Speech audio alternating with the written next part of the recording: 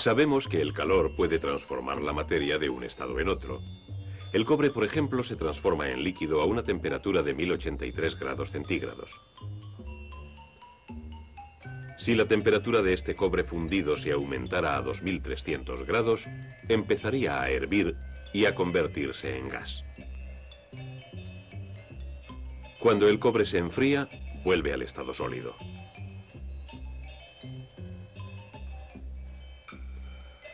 Si toda la materia está compuesta de átomos y moléculas, ¿qué podemos aprender sobre los átomos y las moléculas al observar los sólidos, los líquidos y los gases?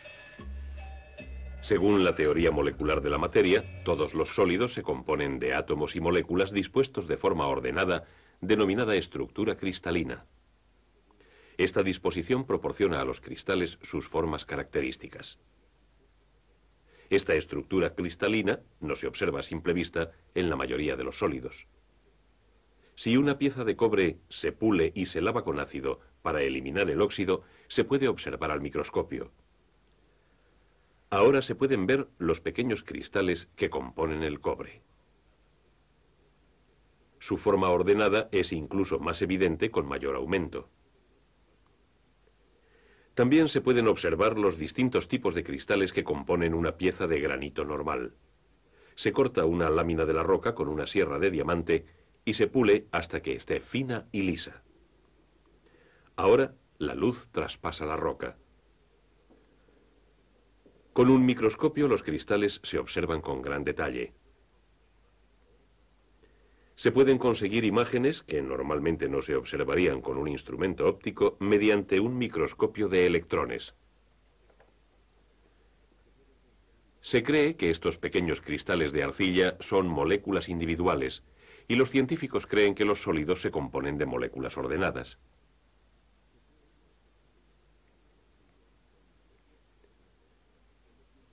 Se piensa que las moléculas de ciertos elementos, como este oro, contenían un solo átomo. Cuando se observa una fina lámina de oro a través del microscopio de electrones, se aprecia una estructura regular.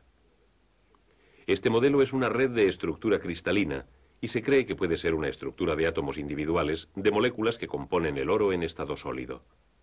Cada punto se considera un átomo. Cuando los átomos se encuentran en esta disposición, la materia es sólida. Vamos a utilizar estas bolas metálicas para representar los átomos de oro en su estado sólido. Si unimos una pieza de oro a otra de plata y las metemos en un horno eléctrico, podemos aprender algo más sobre el comportamiento de los átomos y moléculas en sólidos a altas temperaturas.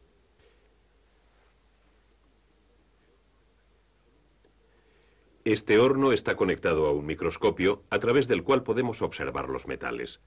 Al principio vemos que el oro y la plata se separan y se diferencian.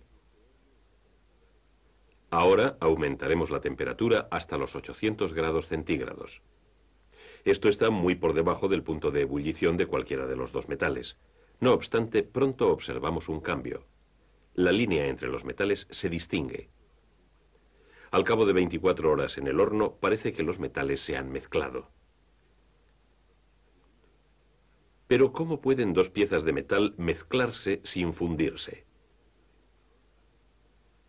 ¿Cómo puede el calor haber afectado las moléculas de oro y plata para producir una nueva sustancia compuesta por los dos? En nuestro modelo, las bolitas doradas representan moléculas de oro y las plateadas moléculas de plata. Por encima de la temperatura del cero absoluto, todas las moléculas están en continuo movimiento. Los científicos creen que el movimiento de estas moléculas se produce a causa del calor. Cuanto más calor, más movimiento, incluso si las moléculas permanecen en su forma cristalina. Sin embargo, a altas temperaturas, incluso por debajo del punto de ebullición, esta estructura puede llegar a ser inestable. Entonces las moléculas individuales pueden salirse de la estructura y otras moléculas ocupar los espacios que las primeras dejan libres.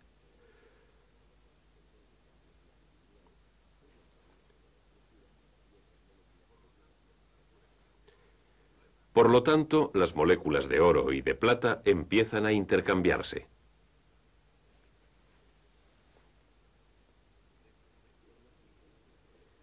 En este momento, la línea entre los dos elementos empieza a desaparecer.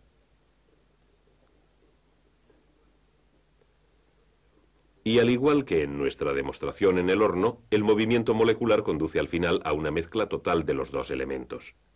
Este proceso se llama difusión y vemos que puede explicarse mediante la hipótesis molecular. Utilizando un trozo de hielo a temperatura ambiente, observamos la estructura cristalina de un sólido en proceso de descomposición total por el calor. El sólido pierde su forma. El proceso no modifica las moléculas de una sustancia, solo modifica la relación entre ellas. Pero si las moléculas de un sólido se encuentran en movimiento, entonces las de un líquido deben moverse aún más. Vamos a ver si podemos encontrar alguna prueba de ello. Este líquido es una solución de sulfato de cobre.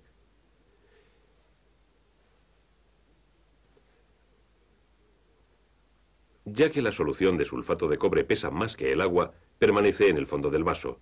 Los dos líquidos se separan y se diferencian.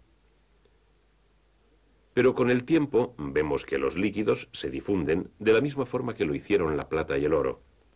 Esto puede explicarse si consideramos que el agua y el sulfato de cobre están compuestos de moléculas separadas en constante movimiento, como estas bolitas. Las bolitas no tienen una estructura regular porque representan un líquido.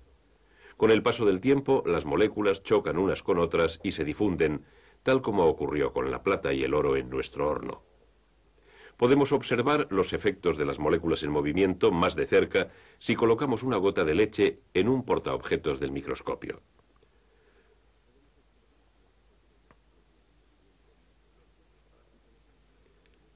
Los puntos blancos que se observan aquí son glóbulos de grasa. Están impulsados a través del líquido por las moléculas de la misma forma que este disco que representa un glóbulo de grasa es movido por las bolitas que representan las de un líquido en la leche. Con el microscopio no podemos ver directamente las moléculas del agua, solo observamos el movimiento de grandes glóbulos de grasa. La hipótesis nos conduce a deducir que las moléculas del agua existen y se mueven porque observamos los glóbulos de grasa en movimiento. Ahora veamos lo que podemos aprender del comportamiento de los gases. Sabemos que el gas se produce cuando el líquido alcanza su punto de ebullición. El mercurio es un metal en estado líquido a temperatura ambiente. Este vial contiene mercurio con pequeños trozos de cristal en la superficie. Si lo calentamos hasta su punto de ebullición, observamos que los trozos de cristal empiezan a botar.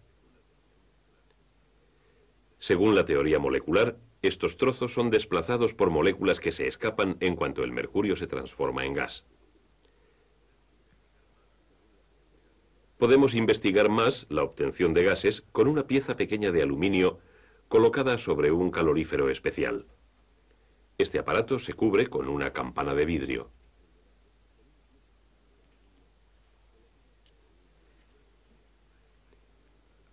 Luego se extrae el aire.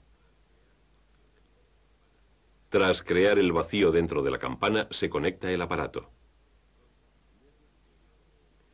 Pronto se funde el aluminio y poco después hierve. Al hervir, la jarra de cristal se oscurece hasta llegar a ser casi opaca. Encontramos su interior totalmente cubierto por una película brillante.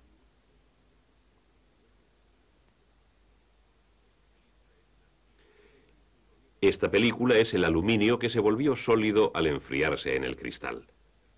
Otra demostración nos ayudará a comprender mejor lo que ocurre cuando se forma un gas. Se colocan dos pantallas, una cuadrada y otra triangular, entre el calorífero y el cristal.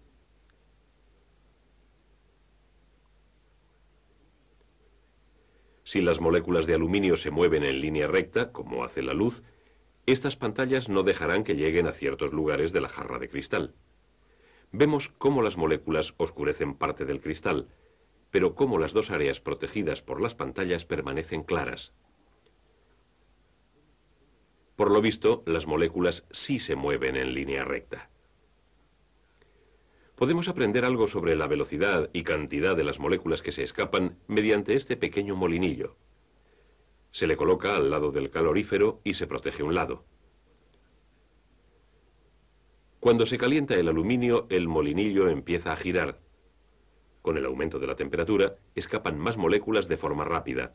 El molinillo gira más deprisa. Este modelo demuestra cómo se produce un gas. Las bolitas representan la acción de las moléculas en un líquido calentado. El calor aumenta la actividad de las moléculas. Cuando se alcanza el punto de ebullición, las moléculas se proyectan desde la superficie. Se forma un gas. A cámara lenta observamos que las bolitas se desplazan en línea recta hasta chocar entre sí o con los lados del contenedor. Ahora vamos a preparar una sustancia que permanece en estado gaseoso a temperatura ambiente.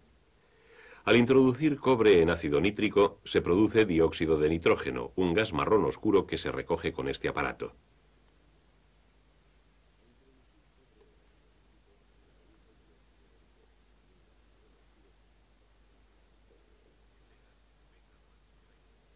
Este gas pesa más que el aire. Pero, ¿qué ocurrirá si se coloca un recipiente sin tapar? ¿Veremos el mismo tipo de difusión que ocurrió entre líquidos y sólidos?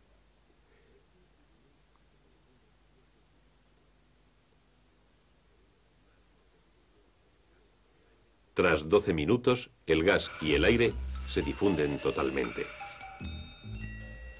También observamos el movimiento molecular del gas soltando partículas de humo en un contenedor y observándolo a través de un microscopio. Las partículas de humo se mueven a través del gas al igual que los glóbulos de grasa a través de la leche. Este modelo demuestra que, al contrario de lo que ocurre con los líquidos y los sólidos, es fácil comprimir un gas. Esto se debe a que las moléculas de un gas se encuentran mucho más separadas. Esta jeringa llena de aire demuestra cómo el volumen de un gas puede cambiarse. Cuando se juntan las moléculas, rebotan con más frecuencia contra las paredes del contenedor y así se aumenta la presión. Por lo tanto, observamos que el comportamiento de los gases también se explica por la teoría molecular de la materia. Es la disposición y el movimiento de las moléculas lo que determina los estados de gas, líquido y sólido.